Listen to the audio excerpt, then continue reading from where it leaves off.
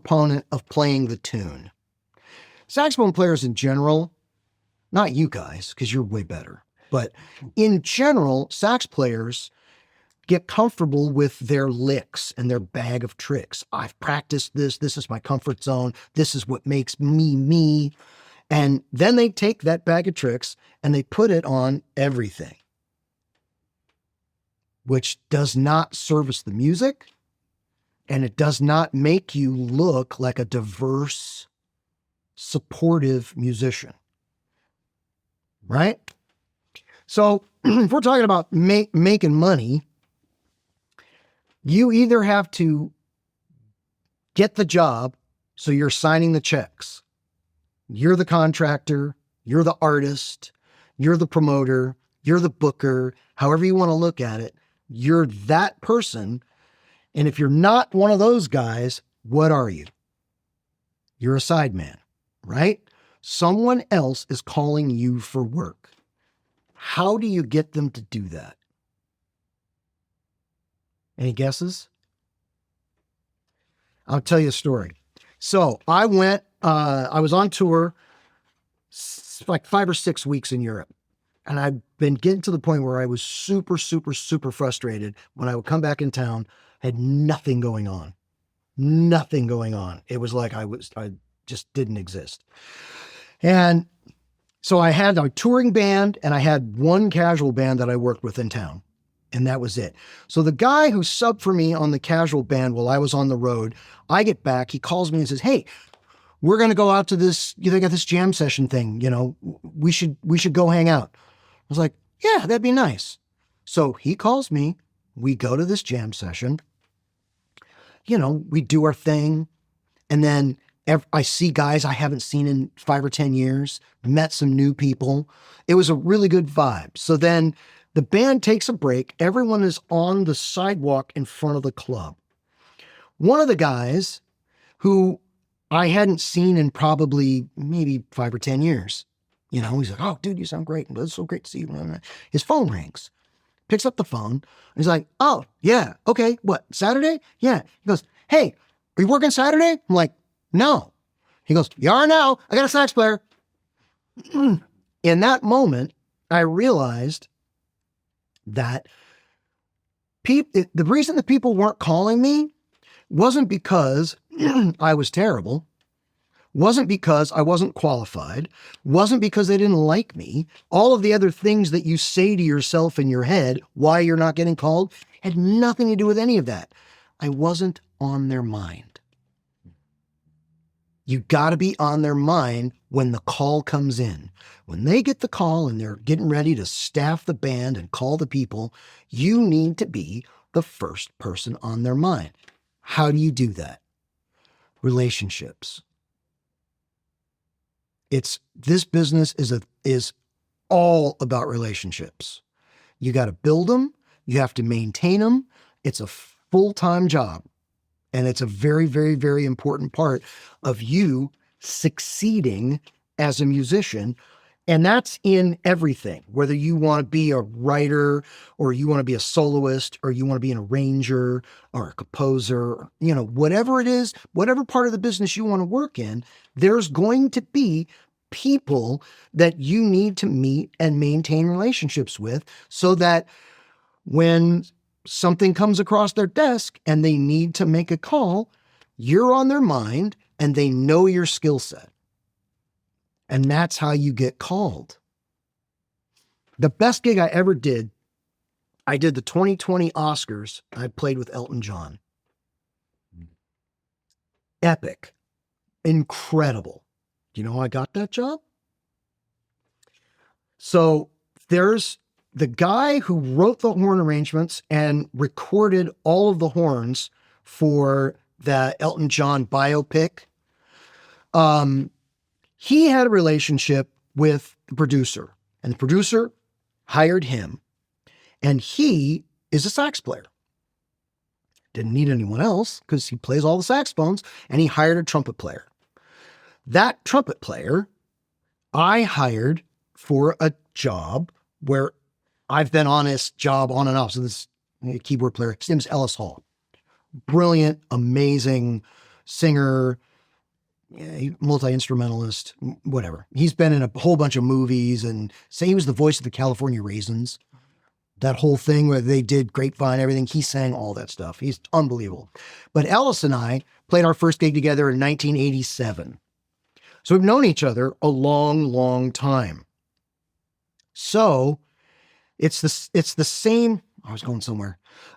It's this. We needed a trumpet player for Ellis's gig because the regular guy had got a tour and went out of town. And I picked up the phone and I called this other friend of mine who I liked playing with. And I put him on Ellis's gig and he became the regular guy. He's been doing Ellis's gig now as the first call trumpet player for the last maybe 7 or 8 years. So Elton John gets nominated. They decide they're going to play live on the show and they call the sax player who did the horns. He wrote the arrangement and he recorded the trumpet player. He played all the saxophones. He recorded it all himself, did it all.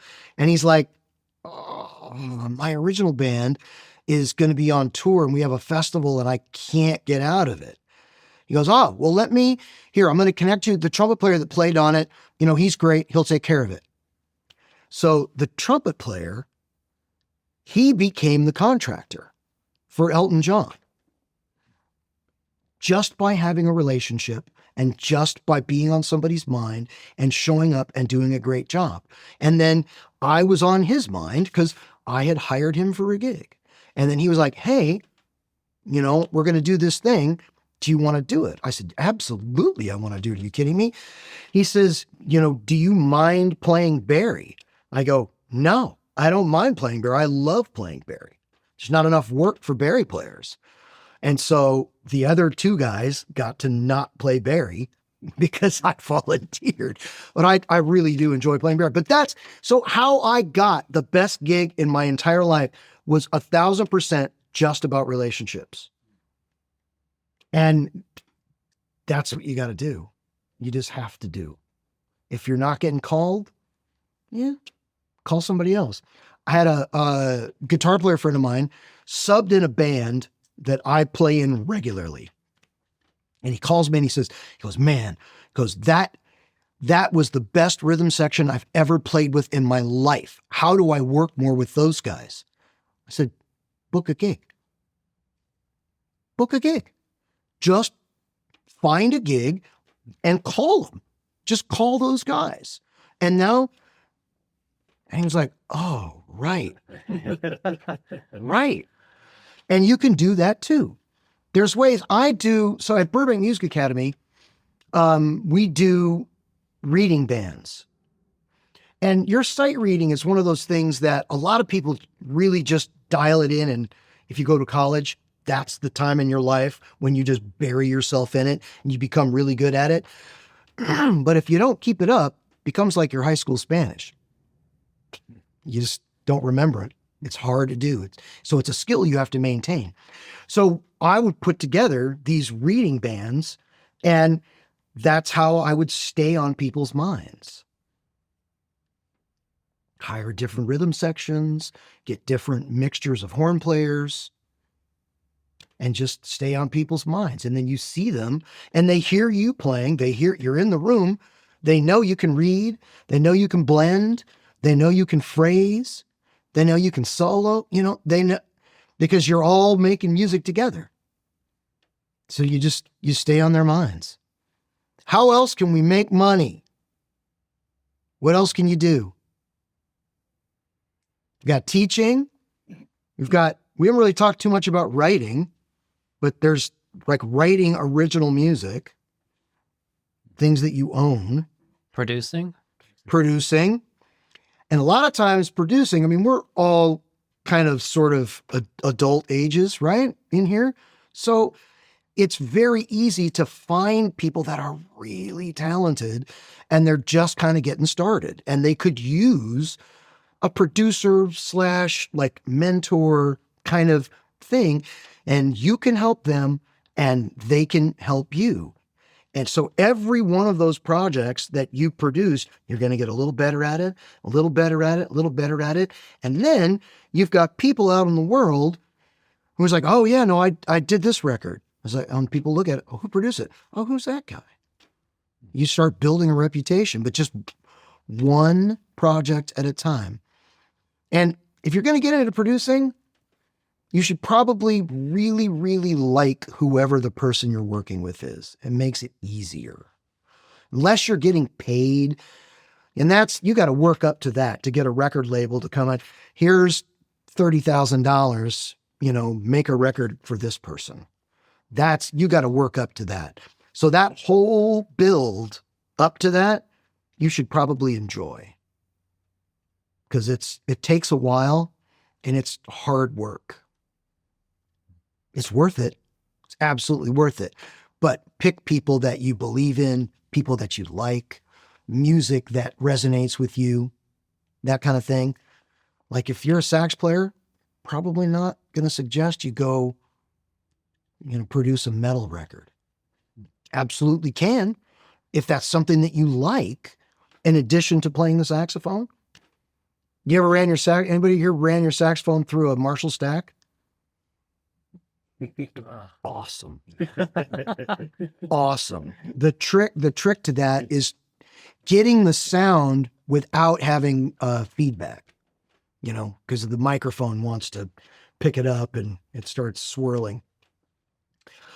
What else can we do? What else can we do to make money? You could, I guess it goes along with teaching, but you could write books. Sure. And they don't necessarily have to be like instructional books either. No, absolutely.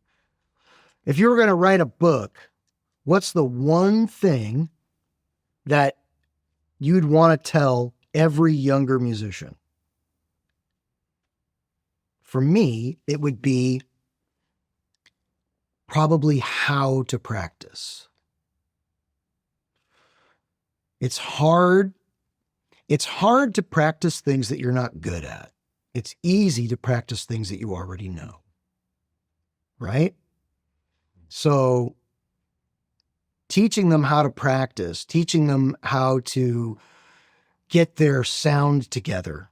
The way that I usually have young people, I put them in a hard corner. So you've got, like drywall or wood or something like that, so that when you play, your sound does nothing but come straight back at you. And you can hear exactly what it sounds like. That's the weird thing about the saxophone, is like the sound starts coming out whatever the first open hole is.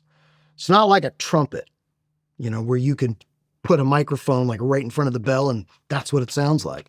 Yeah, the saxophone's not like that. It kind of emanates from all over. It's not a very like focused kind of sound. So to get your tone together and all that kind of stuff, a hard corner is the perfect way to really understand what the audience is hearing, because now you're hearing the same thing. It's bouncing straight back at you. Would do that. I would always practice with a metronome. Not enough people do that, honestly. And the way to practice with the metronome is, it sounds super basic and super easy, but the thing to do is you find the fastest speed you can play the passage perfectly. And I'm going to give you a hint. It's painfully, ridiculously slow. Right?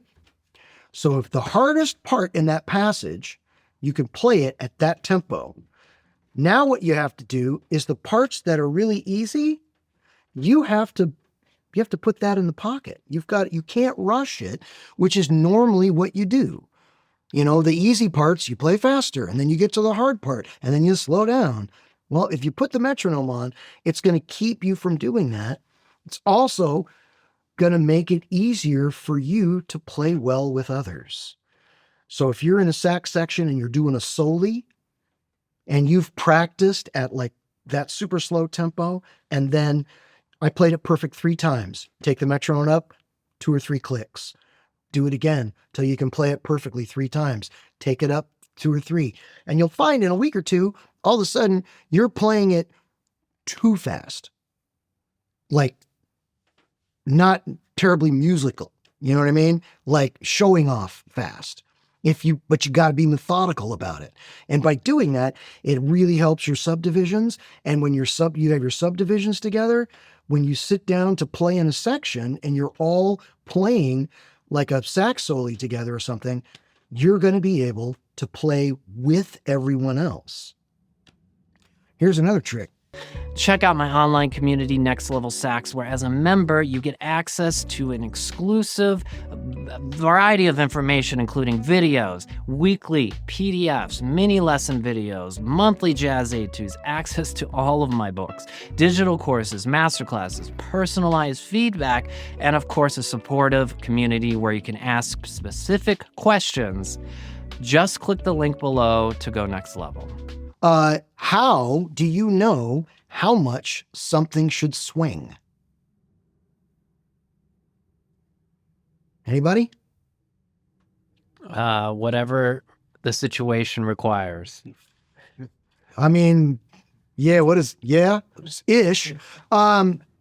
So if you're in the sax section, the lead alto player he's going to dictate that. But until you hear him play, you're not exactly sure how deep that swing's going to be. So the cheat code is always the drummer. The hi-hat or the ride, if he's playing on the ride, it's basically, not right. I mean, some drummers are left-handed, but whatever hand he's keeping time with, it's usually when the tune starts, it's usually the hi-hat. The hi-hat will tell you exactly how deep the swing is, what those subdivisions feel like. If you listen to that, you listen to the hi-hat, that tells you if it's dunga dunga dooba dooba dooba dooba dooba dunga dunga. You know, you're gonna find he gives it to you. She gives it to you. The drummer, whoever the drummer is going to give you the subdivisions, and that's the place that you start when you're sight reading and playing in a section and doing all that. You start with what he gives you, and then you follow the lead alto player. Yeah. Yeah, right. The funny thing about it is when you say it out loud, it all sounds pretty basic and logical. It's just not, people just don't talk about it that much. Hi-hat, lead alto. You know, the second hardest chair in the sax section? Lead alto would probably be, I think, the hardest, right? Second tenor. Second tenor. Barry. Okay. Because he's playing the lead alto part an octave down. You're doing the same job as the guy who's running the whole section, but you have to do it perfectly, or they're not going to say, oh, the Barry player's terrible. They're going to be like, what's wrong with the section? Or how come the lead alto player, nobody's ever going to look down at the Barry player and go, come on, man, tighten up. It's just, it doesn't work that way. A great Barry player makes a lead alto player the happiest guy on earth, because he's not fighting the pitch. He's not fighting the phrasing. He's not fighting the swing, the subdivisions, you know? Yeah, and then we all know the second tenor player, he's got the worst hops. He's got the sixth and the ninths, and he's got weird. So when you're looking at like the sax solo, he's got always the extra note. He's got the fourth note of whatever's missing. That's always the most uncomfortable part to play, is the second tenor part in a big band. But the Barry player, ooh-wee. I've been in sections where they don't agree on pitch. That's hard. That's hard to be any of the other guys in the section, because it's like, all right, I want to follow the lead alto player, so wherever he's going pitch-wise, I'm going to try and go there, but then the bass, yeah. But if those two guys, yeah, I mean, they can make everything so awesome. when they agree and they nail it. So I think I know the answer to the question, but let's say you're in a section. Yeah. And the lead alto player has like questionable time. You got to follow him, right? I mean, you better not fuck that. And It depends. It depends on the situation. It really depends on the situation. In general, you follow him and you defer to him because whoever is paying you hired that person, and there's one of 10 things going on there. You know, the lead alto player's married to the band leader's sister. There's the lead alto player. They were college roommates. They grew up across the street from each other. They don't, you know what I mean? You have no idea why that person is sitting there. They've been in the band 30 years. it's not your issue. Yeah, it's not your choice, it's not your anything. Your job is to make that lead alto player sound as good as possible. Now, if it's a non-paying situation and it's like if it's a reading, like it's a reading band where everybody's just getting together for no bread and you're trying to keep your reading together, it's like, no, man, you nail it. You nail it and you let him flounder around or try and no. And the interesting part about that is if you do that and you nail it and he doesn't, he's going to hear what it should have sounded like and go, oh, and he might learn something. He might get better. I mean, because when we were kids, like in school and things like that, how do we all learn? Man, we didn't know how to count. We didn't know what the notes were. We didn't know anything, but we would sit down, they'd put the music in front of us, and the guy to your left would play it right. And you'd be like, oh, that's what it looks like. That's what it sounds like. Okay, got it. And it can be a situation like that. So different situations I would handle differently. If it's a paying situation, follow the lead alto like, you know, all the way to hell and back. Just do that. Because and that's what some of the things we were talking about, just little nuggets of wisdom. How to stay on a gig. I mean, the easiest way to lose a gig is the other 22 hours a day. So you got 2 hours of the sound check and the show and whatever that is. Then there's 22 hours a day for you to show up late to a lobby call, for you to accidentally say the wrong thing to the wrong person, for you to rub somebody the wrong way, for you to make a suggestion that even though you might be right, don't say anything. If your name's not on the marquee, if you're not signing the check, you're there to play the part. And someone will tell you how to play it, what to play. If you have specific questions about that, there's also a hierarchy of how to do that. So if let's say you're touring with a big band and you've got a question about letter G on chart 173. Well, you take that to the lead alto player because that's the hierarchy of what you're doing. Now, if you're in a 4-piece section and you're touring with an artist, so you're just 4 horns and that's it, there might be a section leader and you'd start there with your question. If there isn't a section leader, you go to the MD, the musical director. What you don't do is you don't talk to the artist about it. You don't go to management about it. You don't ask the tour manager about it.